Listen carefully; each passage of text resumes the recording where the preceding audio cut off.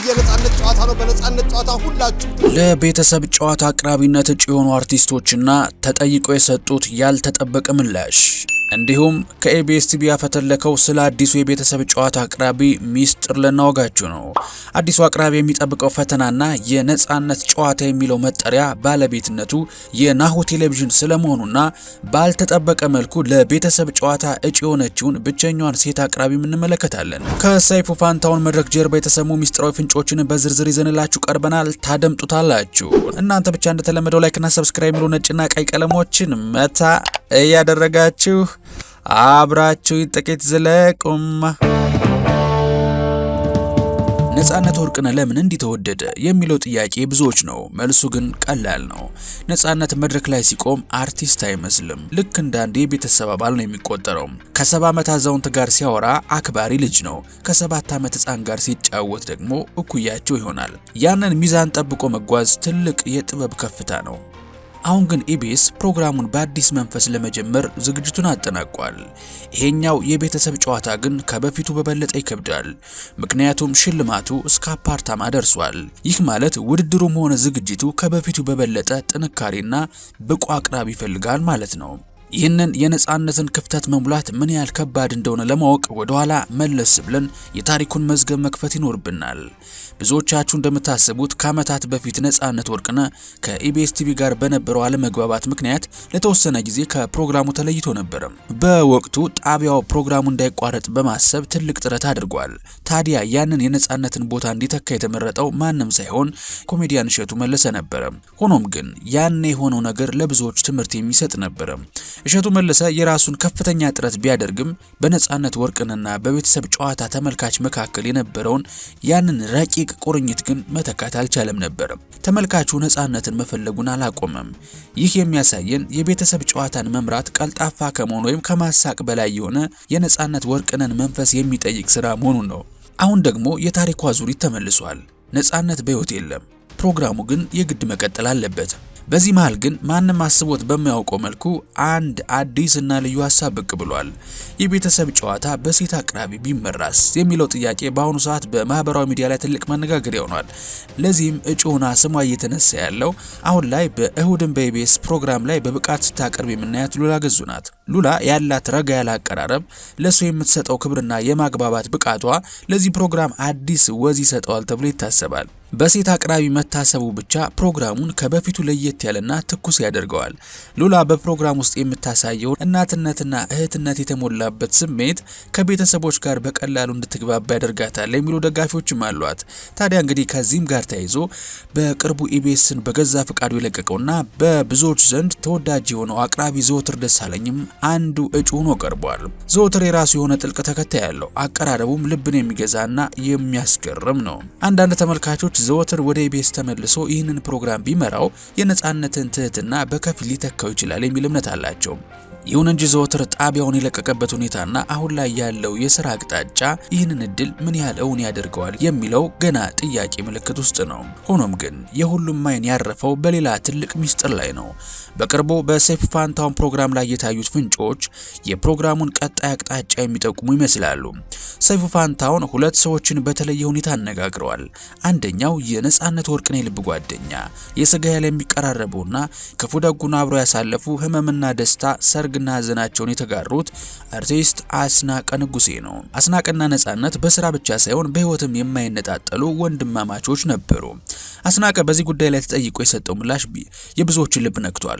አሁን ሀዘን ላይ ስለሆንኩኝ ትንሽ ጊዜ ያስፈልገኛል እንጂ የጓደኛዬን ቦታ በሚገባ ወጣዋለሁ ማለቱ ለፕሮግራሙ ያለውን ዝግጁነትና ለጓደኛው ያለውን ክብር ያሳያል። አስናቀ የነፂን ማንነትና ያቀራረብ ስልት ከማንም በላይ ጠንቅቆ ያውቃል።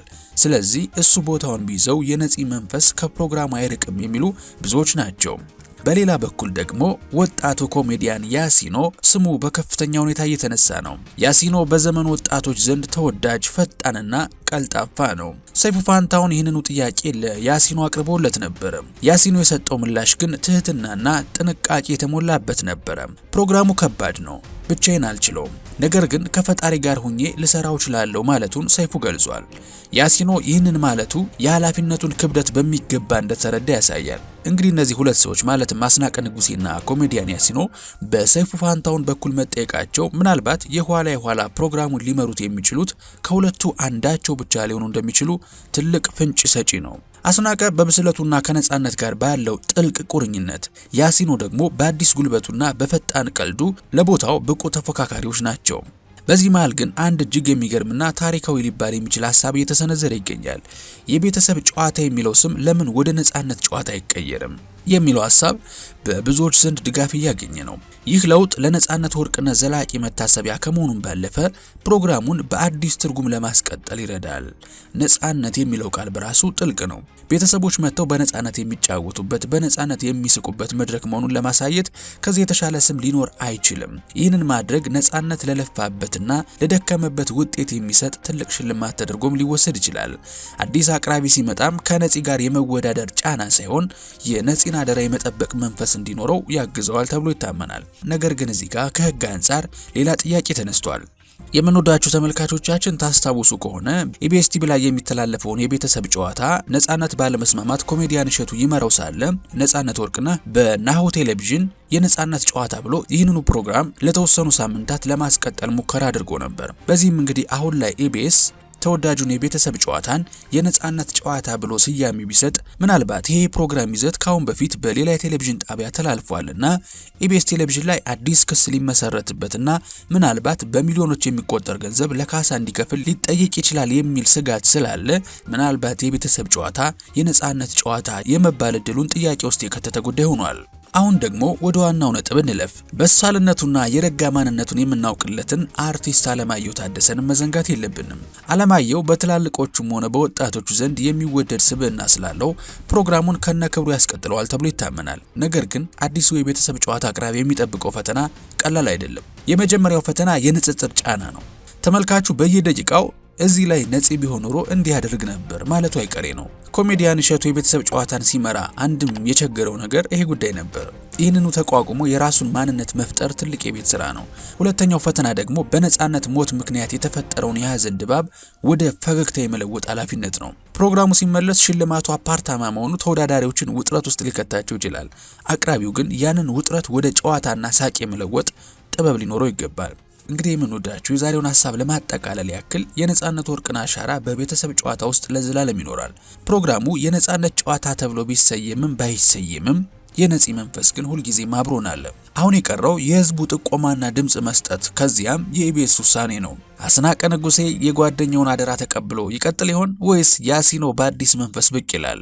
ወይ ደግሞ ሉላ ገዙ ታሪክ ሰርታ የመጀመሪያዋ የቤተሰብ ጨዋታ ሴት አቅራቢ ትሆናለች? ወይስ ደግሞ አለማየሁ ታደሰ ያልጠበቅነውን ሰርፕራይዝ ይዞ ይመጣል?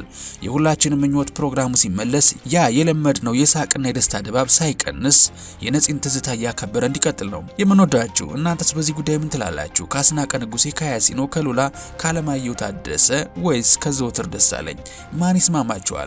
የፕሮግራሙ ስምስ የነጻነት ጨዋታ ተብሎ ቢቀየር ተስማማላችሁ? ሐሳባችሁ እንደተለመደው በኮሜንት መስጫው ላይ አጋሩን። ለነጻነት ወርቅነህ ያለንን ፍቅር ለመግለጽ ደግሞ ቪዲዮን ላይክ በማድረግ እናክብር። በቀጣይ በአዲስ ጥንቅርና በአዲስ መረጃ እስከምንገናኝ ሰላማችሁ ብዝት ይበልልኝ። ቸር ቆዩልኝ።